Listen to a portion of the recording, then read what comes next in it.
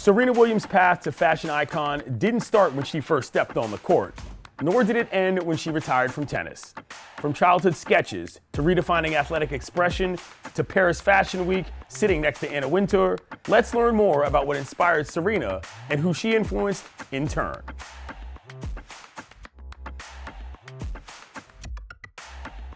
This episode of Statements in Style is presented by TJ Maxx. Y'all should already know how I feel about Serena, so this time around, there are a few more voices you need to hear. I chatted with 3 women who intersected with Serena and her love for fashion at different points in her life to find out what insights we can take away and what she's meant to them. They are Alexandra Stevenson, a tennis contemporary of the Williams sisters, Kesha McLeod, who styled a long list of athletes and celebrities, including Serena, for nearly 20 years, and Gabriella Karefa-Johnson, the stylist and fashion editor who orchestrated the cover shoot for Serena's 2022 retirement from tennis in Vogue magazine. Before we talk about that photo, I want to show you this one. That's 10-year-old Venus, 8-year-old Serena, and 9-year-old Alexandra Stevenson at a youth tournament in Southern California. They'd already been buds for a while. My mom was sent out to cover this amazing athlete named Venus Williams. She was working with the New York Times at the time, and they found this. Venus was winning the tournaments.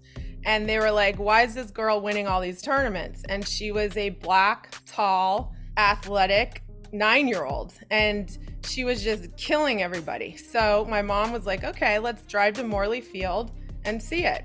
And so mostly when you showed up at a tennis tournament, it was all girls with blonde ponytails and white parents. And I rolled up with my white mom, but we saw that we were similar. And so I kind of went right over to them. And Venus, Serena, Lindrea, Isha, and I immediately became friends, and we were jump roping and we watched Venus play. Venus is where this all begins. Before Serena's 23 Grand Slam titles, before Alexandra's historic 1999 run to the Wimbledon semis as an 18-year-old amateur in borrowed court shoes, as the oldest, Venus was playing in tournaments before Alexandra and Serena were, so her career took off at a different speed.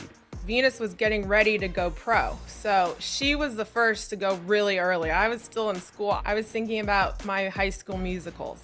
And so when she came out with the braids and Reebok, it was like the WTA Tour did not want to accept her. If you're not outspoken and brash and different, then you're good, right?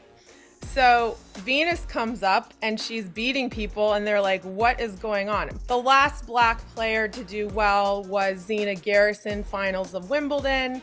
We can go back to Althea Gibson way back, but that was like a whole different time. She wasn't welcomed anywhere. She couldn't even go into some country clubs.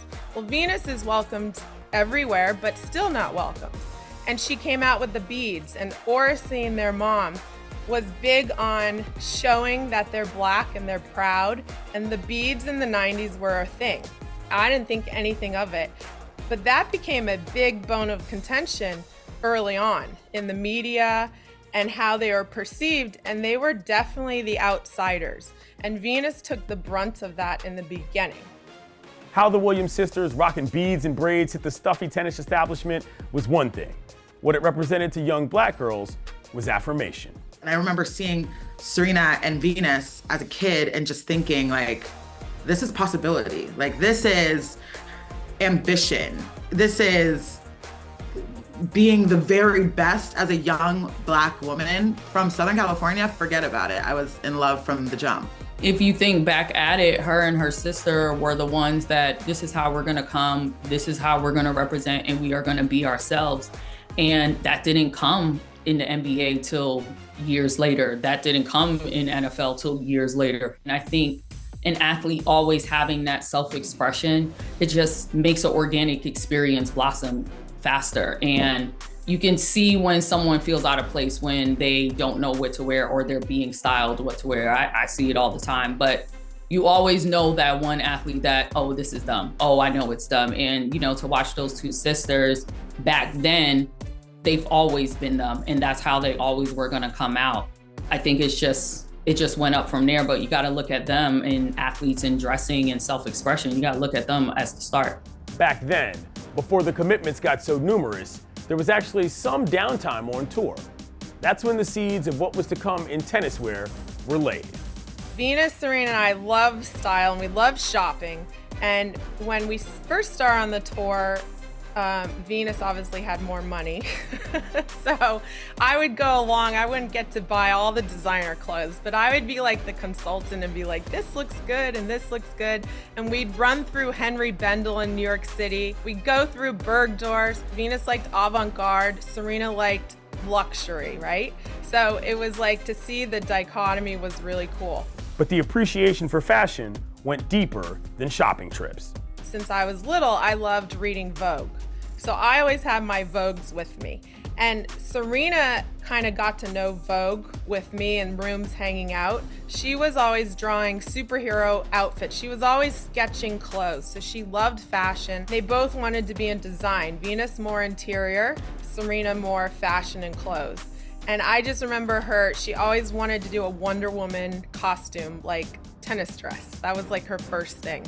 And she actually got to do it in a commercial with McEnroe like a couple years ago. So that was cool. We were always sketching and watching old movies. And on the tour, they were like, the beads are falling off, they're dangerous, blah, blah, blah.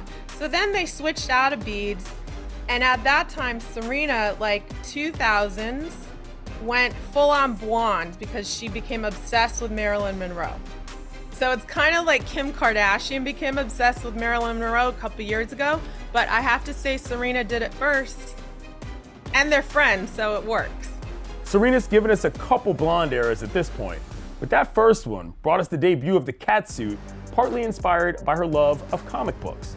Soon, she was folding in all kinds of eclectic interests, wearing things that wouldn't be out of place at a concert of her favorite band, Green Day. I really remember like the US Open in 2004, where Serena had already started her Nike partnership, and we were starting to see like much more flair, I would say, and like a little bit more risk taking in what she was wearing on the court. And I remember she had this like black kind of mono suit with like a pleated skirt, and it was like embellished and it had like grommets and it was kind of punky, but it was also really sophisticated and elegant, and she had jewelry on. Like I really remember her always wearing jewelry, like delicate hoop earrings or diamonds or gold, and there was like this real femininity and this like real interest in using fashion as a visual tool in her play. And that still applied, even with the constraints of the All England Club. I love that you can wear all white. I love that her all white always stayed crisp when she played. You know, if you look back at all her Wimbledon outfits, they're just different. They're chic. They're really good. Kesha knows all about Serena looking incredible in white, because with all due respect to their many off-court collaborations, one takes the cake.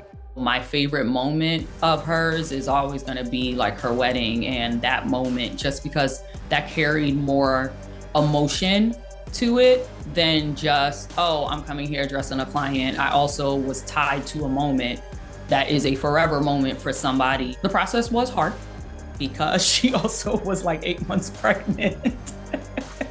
And her wedding is supposed to be after she's pregnant. So it was not the easiest. She wore a white Alexander McQueen dress and then changed into this beautiful Versace gown that kind of ripped and turned into this little mini version of a tennis gown, you know, like that was really cool during the reception. So it's a different attachment that I have to a moment like that, rather than, oh my God, this is my favorite because of how it looked. This is my favorite because of everything that went through with it and the experience as well. Another one of those milestone moments came for Gabriella in 2022, when she learned Serena's latest Vogue cover would announce her farewell to tennis.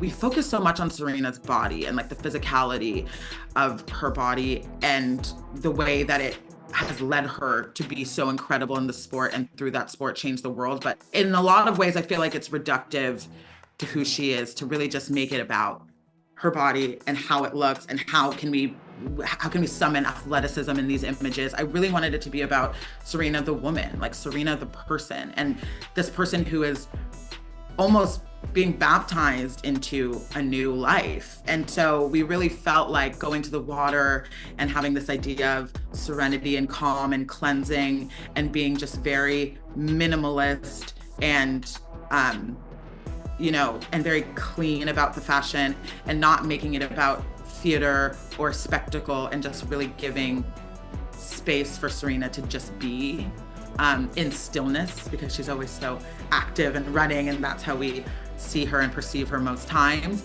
And how about a dress so long, the cover stretched into a special fold out? This gown, this like huge train, it just felt like, following the past and the experiences and carrying it with her. It became a symbolic gesture to have this long train. And then of course with Olympia, who is a star. Like this little girl, she's gonna take over the world one day. Like you can't be in a room with her and not just stare, because she's a marvel. And so of course we were dying to have her in an image. And of course the first thing she goes for is the train, because she's a kid and like, how fun would it be to play underneath your mom's dress when the train is 8 feet long.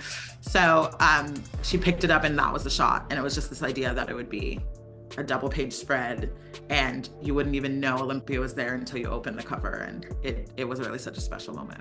Breaking out of the traditional dimensions is something that makes Serena meaningful to me and everybody I had the privilege to ask about her. Chrissy Evert, tennis bracelets, typical tennis core, as we now say, right? 70s, 80s tennis core, which is now back in style. But nobody had ever brought theatrical, movie kind of style theater looks that were cool. Like, she wasn't afraid to love different things and then show off her body. And I feel like when you are a Black woman in tennis, your body is looked upon as fat. And I got called fat so many times from the time I was like 11. I wouldn't wear jeans at a point from like 13 to 16 until Jennifer Lopez came on and was like, my butt is fabulous, right? You can't play your best in any sport until you truly have confidence in yourself and your body. And when you have confidence in yourself and your body, nobody else matters. FloJo was the queen of being different. And since FloJo, I feel like the only other one in a sport arena to be different and try it and to go outside the box and be allowed to do it because she won Grand Slams was Serena Williams. As a Black woman, I do feel that we are required to work twice as hard for half as much. We're almost required to adapt our expectations of what we can realize as our own realities based on the fact that we're not supposed to be in the spaces we're in. And that's something that I feel I always really connected to Serena on, because she just was so unapologetically herself. And by virtue of being the best at what she does, she penetrated this space and revolutionized the game. And it's always been a goal of mine to do the same in the fashion industry. She has been fearless and she's been strong and has come up against such incredible adversity and come out the other side with total grace and elegance. She has been proof of concept that Black women can achieve anything. And I'm just really grateful to her, and especially the way in which she's engaged with fashion on and off the court to make this a space that's more comfortable for us as Black women.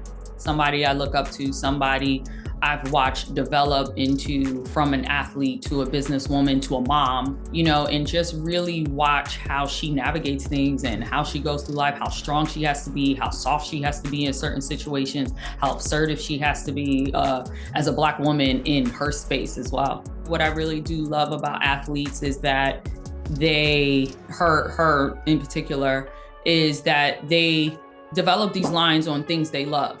They wear uniforms, they wear what they wear on the court, the field, the ice, whatever it is.